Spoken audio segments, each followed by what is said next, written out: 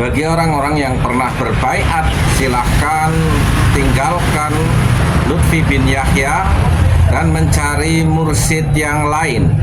Masih banyak pribumi yang menjadi mursyid dan amanah. Atau silahkan auratnya itu diamalkan, tetapi sudah bukan menjadi suluk daripada tarekat, hanya sebagai aurat biasa. Kalau toh masih mau menghadiahi Fatihah kepada Lutfi bin Yahya disertai dengan doa mudah-mudahan Lutfi bin Yahya bertaubat, mau minta maaf kepada masyarakat Indonesia. Mengakumulasi dari beberapa temuan sahabat-sahabat sekalian di daerah-daerah terkait dengan temuan moral hazard dari LBY ini sendiri. Pertama, LBY ini menjadi inspirator pencangkokan ratusan tokoh-tokoh lokal menjadi bagian dari Ba'alawi. Misalnya paling kontroversi adalah tentang pemba'alawisasi KRT Sumodiningrat, seorang pahlawan perang Sepehi ketika melawan penjajah dahulu. Dan ini sampai hari ini juga belum selesai. Dan ini menimbulkan pertentangan yang serius antara Keraton Yogyakarta dengan kaum Ba'alawi sendiri, yang tokoh pejuangnya kemudian diakuisisi atau dicangkok.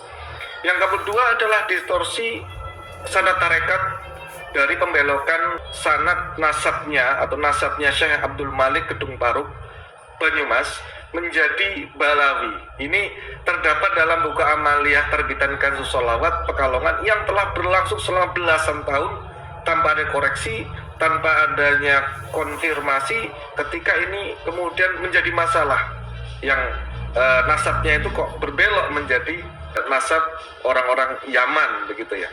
Yang ketiga, ini akumulasi yang ketiga atau kompilasi yang saya temukan adalah dugaan komersialisasi makam-makam keramat palsu di daerah-daerah tadi yang sudah diba'alawisasi. Dan ini adanya temuan laporan berkarung-karung uang yang diduga disetor kepada beliau begitu.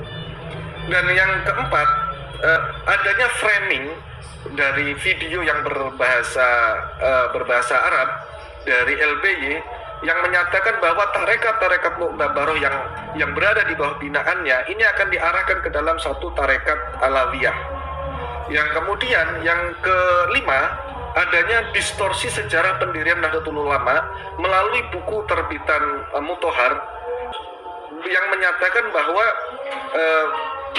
Ba'alawi ini merupakan bagian yang tidak terpisahkan dari proses pendirian dari Nahdlatul Ulama. Sumber informasinya kembali lagi kepada LBY.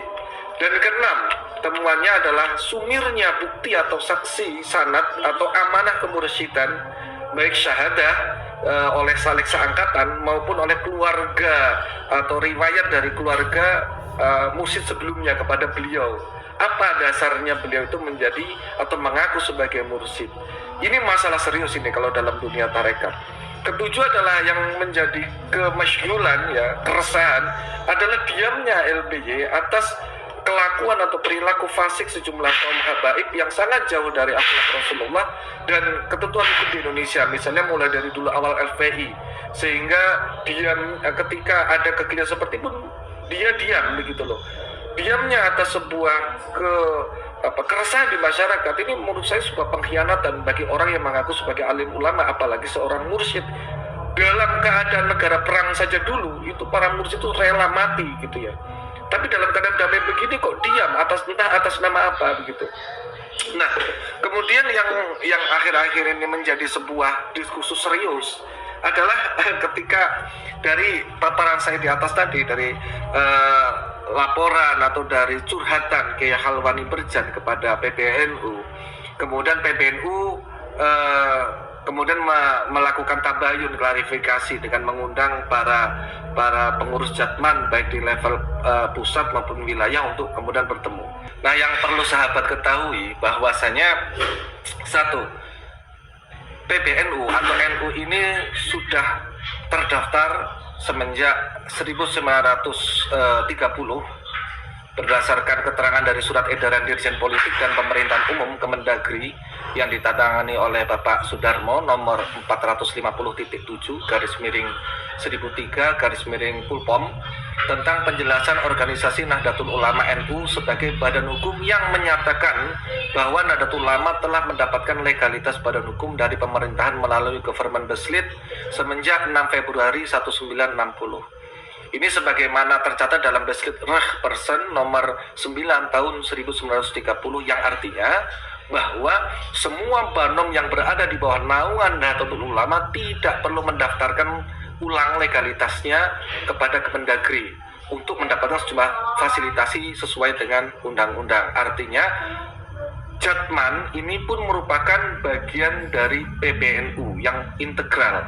Nah, apa dasarnya? Bahwa sesuai anggaran dasar, anggaran rumah tangga Nahdlatul Ulama pasal 18 butir ke-7, ini sebagaimana keputusan Muktamar ke-34 Nahdlatul Ulama di Lampung disebutkan bahwa badan otoman berbasis profesi dan kekhususan lainnya adalah yang pertama, yang A itu justru adalah Jam'iyah Ahli Thariqah Al-Mu'tabarah An-Nahdiyah atau disingkat dengan Jatman. Untuk anggota Nahdlatul Ulama pengamal tarekat yang muktabar. Ini yang menjadi dasar bahwa Jatman merupakan bagian integral dari NU. NU merupakan organisasi yang sudah diakui sejak Beslit Reh Person nomor 9 tahun 1930. Nah, atas laporan dan kontroversi ini PBNU berusaha mengklarifikasi atau bertabayun atas sejumlah laporan dan kejadian-kejadian yang ada kepada Jatman, yaitu melalui surat nomor 23/PB.01.TT03/A-099/09/2024 tertanggal 2 Rabiul Awal 1446 Hijriah atau tanggal 2 September 2024 yang mengundang untuk bersilaturahim kepada seluruh Idar Wusto, berarti setingkat provinsi, pada Kamis 15 Rabiul Awal 1446 Hijriah atau tanggal 19 September 2004 di Hotel Bumi Surabaya. Surat ini ditandatangani oleh langsung Ketua Umum dan Sekretaris Umum PBNU. Nah, menariknya adalah dari surat edaran Idar Aliyah berarti setingkat nasional yang dipimpin oleh LBY nomor A1.30.2/SR/9/2004 yang dikeluarkan oleh Jatman tanggal 10 September 2024 dalam hal ini menginstruksikan kepada seluruh pengurus Idaro Aliyah maupun Wusto di tingkat provinsi untuk melarang menghadiri undangan PBNU di atas tadi, di Hotel Bumi tadi. Nah, dalam butir ketiga surat itu kita bisa mengetahui bahwa keputusan tersebut sudah dikonsultasikan kepada Syuriah PBNU yang diklaim oleh Jatman juga tidak menghendaki adanya agenda tabayun atau klarifikasi atas laporan Kiai Khalwani dan para mursyid-mursyid di atas tadi. Nah, apakah hal ini terjadi secara begitu saja? Ternyata tidak. Ada aspek legal yang perlu dicermati di sini. Nah, pembangkangan ini atau pelarangan ini terkait dengan putusan internal Jatman dalam Pramuktamar Jatman di Subang bahwa Muktamar 13 karena diduga putusan tadi itu yang menanyakan terkait dengan kadaluarsa, kemudian periodisasi yang sudah jenuh begitu ya. Nah, ini akan dibahas atau akan dilakukan Muktamar ke-13 di Pekalongan, tapi syaratnya pasca pelantikan presiden dan wakil presiden serta menteri definitif. Artinya ya sebenarnya sudah habis masa berlakunya, harusnya ini kan dikarteker oleh PBNU, seharusnya begitu secara aturan, tetapi ini masih meminta waktu di tengah-tengah periode yang sudah jenuh ya kan, kemudian yang sudah sangat jauh dari berakhirnya dari masa habisnya SK yang sebetulnya secara para kader saya yakin sudah melalui banyak pelatihan, tahulah ini melalui kaderisasi tahu kalau ini harusnya dikarteker oleh pusat begitu.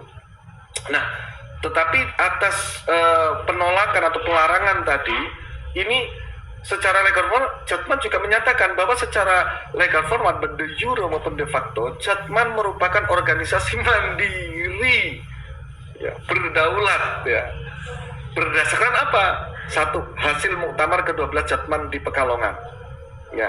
Yang kedua, Akte Notaris Sodikun nomor 7 tanggal 29 tahun 2019 di Surabaya yang menyebutkan bahwa Jatman berdasarkan keputusan Menkumham RI nomor AHU 7241.AH.01.07 tahun 2019 tentang pengesahan pendirian ahli Thoreko Al-Mu'tabar An-Nahdiyah tanggal 17 Juli 2019 dengan menghadapnya Muhammad Lutfi bin Yahya dan Mas Hudi.